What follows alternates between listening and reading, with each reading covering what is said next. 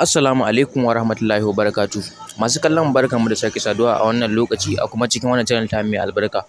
Kamar da kuka sani kullum muna iya bakin kokarin wajen kawo muku abubuwa da a samu amfana. To a yau ma insha Allah na zo da wata hanya wadda mutum zai bi yayi recover na wasu kuɗi da ya rasa, irin kamar kuka yi transaction da mutum a irin WhatsApp haka. Irin ka tura mai wasu kuɗi zai turo maka wani abu kawai sai blocking naka, ko kuma irin Ponzi scam platform yanzu da suka yi yawa. Za ga wani platform abin haushi ranar da kai recharging, ko kuma kana mai abin recharging din irin after 1 hour ko 2 hour kaji an ce sun yi crashing. To insha Allah in dai ka biyo mu zuwa end of this video, insha Allah za ka yi recovery na kuɗinka. Insha Allah kai tsaye kai dai kawai ka yi ƙoƙari ka biyo mu zuwa ƙarshen bidiyon nan.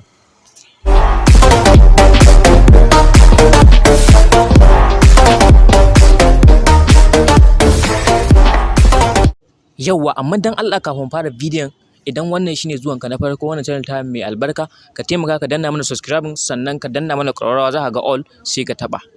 Shine to yanzu misali, to gaskiya kudaden da suka fi saurin dawowa shine kudaden da aka yi payment ɗinsu irin ta flutterwave haka ko paystack, especially waɗanda aka biya da bank card.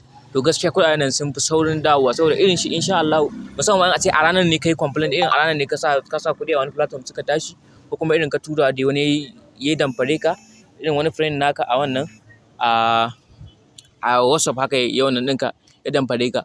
To in dai ka masu complaint insha Allah za su dawo maka da kuɗinka. Kuma insha Allah yanzu zan mana tutorial ɗaya bayan ɗaya. Yanzu idan kuma irin online banking ne daga irin kamar su palmpay, su wani opay da dai sauransu, to su kai tsaye za ka je kan gurin customer support nasu, ku yi chatting da customer support nasu, ko kuma ka kira su automatically. Shine yanzu misali kana amfani da irin mobile banking, bari gwada mana da wani application mu ga wani, maybe kun ma san shi, wani Rabin bank gashi nan. Kun gan shi nan? Kun ga yawa, kun ga gashi nan gun ga alamun chatting nan customer service ɗinsu.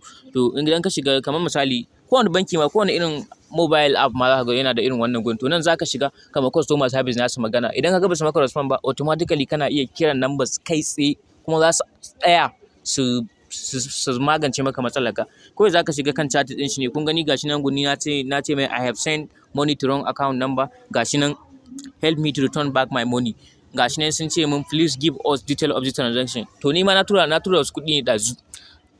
To inda a ce ina so a dawo min da su, kawai zan rubuta detail ɗin account ɗin da na turawa, da kuma adadin kuɗin, da kuma date ɗin, da kuma time ɗin. To ina tura musu insha Allah within 24 hours ko 48 hours za su dawo maka da cash naka. Shine misali, for example, kuma idan irin ka yi payment ɗin ne, irin payment da ake a irin platform haka, za ka ga sun sa flutterwave ma ko paystack, irin ka biya da bank card ko kuma bank transfer. Yanzu zan mana misali ku gani, yanzu irin kamar ta paystack ka bi, to ga link ɗin da za ka bi nan. Zan ajiye wannan link ɗin a cikin description video da kuma comment. Kawai za ka bi link ɗin, misali nan gashi nan. Idan ka shiga cikin wannan link ɗin, za ka ga nan gashi nan akwai peg 6 digit number of your card, akwai kuma last 4 digit of number of your card.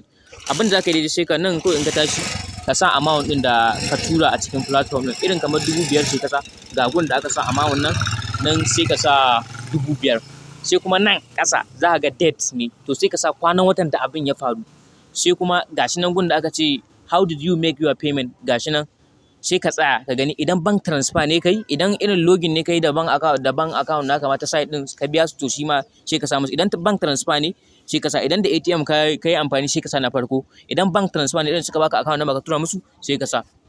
Yawwa, sai kuma nan gashi nan sai enter the bank name you paid, sai ka sa account number da ka tura musu kuɗin.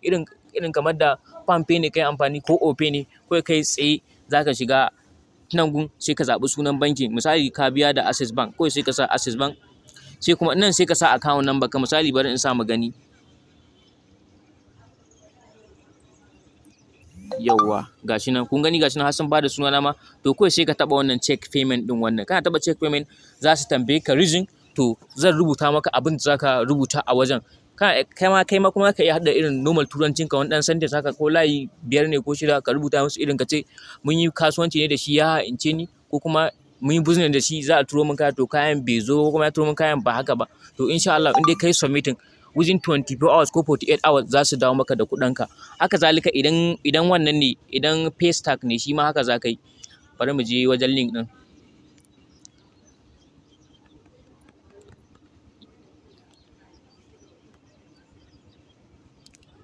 yawwa shi ma paystack haka shi ma paystack kusan dai salon nasu duk ɗaya ne gashi nan, shi ma zaka sa amount, sai date of debit ranar da aka yi abin, sai kuma nan idan da ATM ne, idan da ATM ka biya zaka sa pay 6 digit number na card naka, sai kuma last 4 digit number, sai reason shi ma kana iya selecting wannan ko na ɗayan wannan ko na biyu, ko kuma kai selecting other. Idan ka danna continue za su tambaye ka ka rubuta musu, sai ka rubuta musu reason din shine. Sannan kuma idan irin kamar normal physical bank ne haka wanda kake amfani kamar su wani access bank haka ko first bank, to shi idan ka tashi kawai abin da zaka yi shine, gaskiya shi wannan yawanci kudaden gaskiya ba su cika dawa ba, saboda in ka je banki ma za su nemi su rena maka hankali. Dole sai dai irin ka je bankin, ka je kun customer service nasu ka ce su baka dispute form ka cike. Shi ma irin kuɗin suna da yawa, gaskiya mutum zai iya zuwa bankin normal, zai iya zuwa ya musu complain haka, ya ce irin kun yi business ne da wani a WhatsApp haka ya haince ka, to in dai suka baka insha Allah su ma dai kawai abin da za su yi shine za su yi contacting bank din da ka tura. Idan shi wancan wanda ka tura kuɗin irin ka tura mai da ya baka account na Wema bank ne, to za su tuntuɓi ga wannan Wema bank din shine. To waɗannan su ne hanyoyin da insha Allah in dai mutum ya bi, irin kamar irin su PamPay ne shi ma kai tsaye, ko Kuda bank zaka iya zuwa gurin customer service nasu ka yi chatting da shi, ko kuma automatically idan ka shiga wajen customer service nasu za su baka phone number, sai ka kira su, kana kiran su za su daga. In ma ka dan jira ka ji irin da dan mutane akan layi na kiran su, kana iya jira. In ka jira suka daga naka, sai ka musu complaint, sai ka zaka iya samun paper ka rubuta amount din da ka tura wannan din, da kuma wani session ID nambobi guda 30, shi ma zaka iya daukan su ka rubuta su a paper da date din da time din da ka tura. To insha Allah in dai ka tura musu irin wannan online banki kamar Kuda bank ko wani PamPay haka ko opay, in dai ka kira customer service nasu zaka musu complaint din wannan cewa ka tura kuɗi zuwa wrong account, to insha Allah especially ma irin a ce kamar irin a ranar da aka yi abin ne, ko kuma irin bayan kwana ɗaya ko bayan kwana biyu, idan ya wuce irin ka yayi kamar wani sati haka, za su iya ce maka gaskiya sai dai kai ma ka je ka yi contacting shi bankin nan da ka turawa shine. Amma confirm kuɗaɗe suna dawo, domin mutane da dama sun jarraba sun yi kuɗaɗen su kuma ya dawo shine.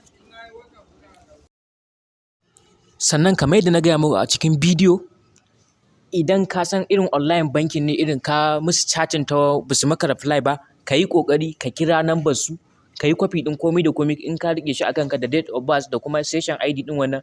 In dai ka gaya customer service nasu insha Allah za su maka aikin ka normal, su dawo maka da kuɗaɗenka.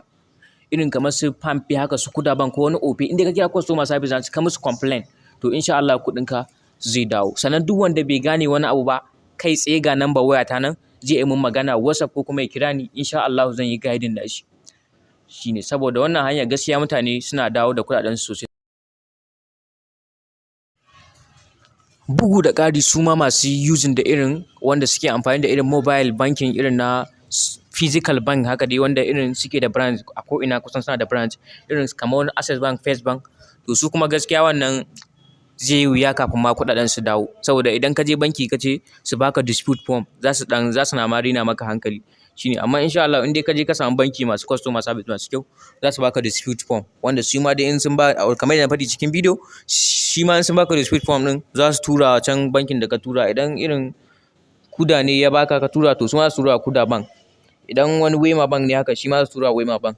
In Allah ya taimaka kuɗinka ya dawo. Amma confirm kuɗaɗe suna dawowa, musamman da na gaya muku in dai da ATM card kai amfani, irin ka biya ta wani paystack haka ko flutterwave, to insha Allah kuɗinka za su dawo within 24 hours ko 48 hours, in dai ka kammala komai da komai. Kada ku manta ku danna mana subscribing, sannan ku danna mana all. Za mu ci gaba da kawo muku update dai duk wani abu da a samu amfana insha Allah. Mun gode.